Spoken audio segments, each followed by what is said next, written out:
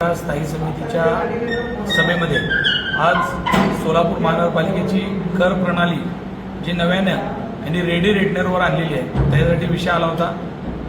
आज विषय तर त्यांनी तहकूब ठेवला आहे, पण वास्तविक विरोधी पक्षनेता म्हणून आमची जी भूमिका आहे त्यात ती महत्त्वाची आहे। आम्ही त्या गोष्टीला याआधीसुद्धा सभागृहामध्ये कडाडून विरोध केला होता।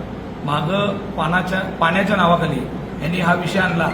खरं तर वास्तविक पाणी हा विषय वेगळा असताना एकाच विषयामध्ये कर आणि पाणी एकत्र आणणं गरजेचं नसताना सुद्धा प्रशासनाने वेगळी चाल केली आणि तसा पद्धतीचा विषय आणला। आज सोलापूरकरांना लक्षात आलंय की आपलं पाण्याचा विषय मार्गी लावण्याच्या नावाखाली यांनी कर प्रणाली वाढवली आहे।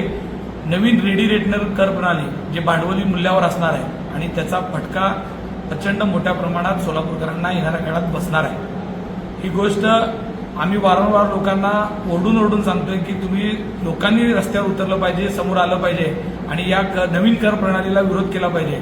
वास्तविक ही कर प्रणाली कुठल्याही सोलापूरकरांना, सोलापूरच्या मुख्य भागात राहणारे लोक असू द्या किंवा शेवटच्या टोकात हद्दवाढ भागात असलेल्या लोकांना कुणालाही न परवडणारी आहे। पण प्रशासनाने आणि सत्ताधाऱ्यांनी ही कर प्रणाली लागू करण्यासाठी हा विषय आणलाय।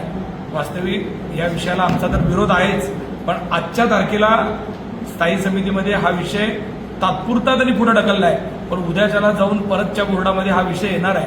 खरं तर सोलापूरकरांनी आता वेळीच सावध झालं पाहिजे। या लोकांना आपण निवडून देत असताना आणि दिलेले जे काही शब्द आहेत त्यांना खणकावून लक्षात आणून दिले पाहिजे की तुम्ही आम्हाला देत असताना, मतं मागत असताना कधीही सांगितलं नाही की आम्ही तुमची कर प्रणाली बदलू, कर वाढवू। उलट तुम्हाला आम्ही आहे त्या करामध्ये सगळ्या सुविधा देऊ असा भूलतापा देऊन हे सत्तेत नक्की आले। पण आज तुम्ही बघितलंय येणाऱ्या 6 महिन्यात पहिल्या आणि यांचा रंग दाखवायला सुरुवात केलेली आहे। सभागृहात तुम्हाला माहित आहे याआधी सुद्धा आम्ही विरोध केलेला आहे आणि आता नंतर जेव्हा विषय येईल तेव्हा सुद्धा कडाडून विरोध नक्की करेल।